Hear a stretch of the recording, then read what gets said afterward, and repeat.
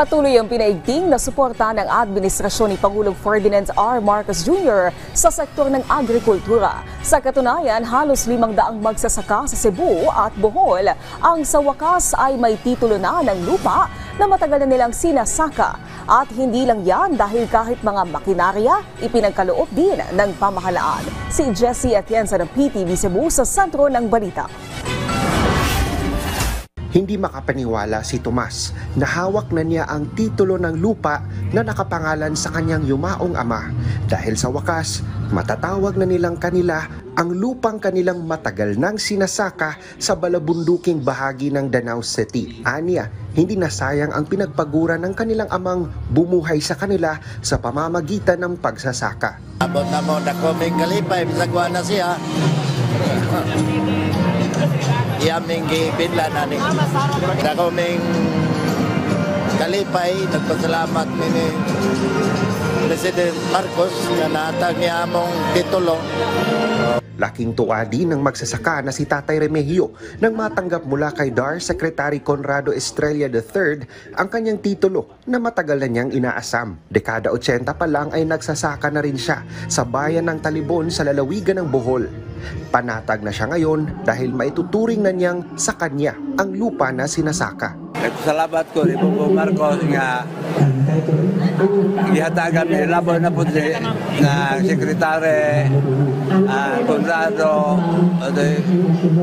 niabot na ang titulo. Ato man yun ang ibang handong ba? Pero balo na.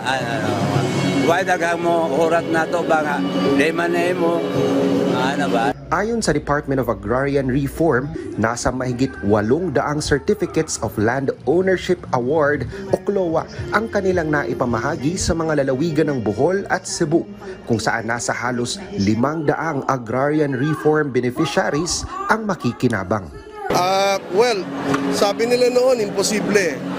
Sabi ko, hindi, walang imposible.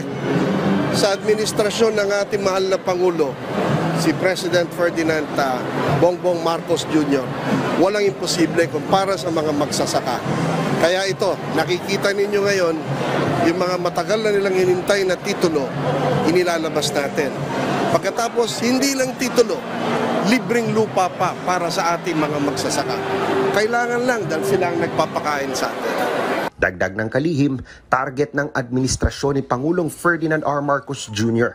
na makamit ang nasa 400,000 na mga CLOA ang maipamigay sa mga magsasaka sa iba't ibang bahagi ng bansa ngayong 2025. Yes, this year pipilitin namin.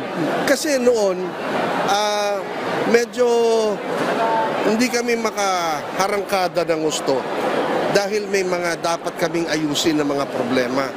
Katulad nun, wala kasing masyadong komunikasyon ang DAR at ang Register of Deeds at ganun din ang LRA, no? Ngayon, lagi na kami nag-uusap. Lahat kami nasa gobyerno eh. It's like we belong to one team, but there's no teamwork. But now, under the administration of President Ferdinand Bongbong Marcos Jr., may isang team nag-uusap and meron teamwork.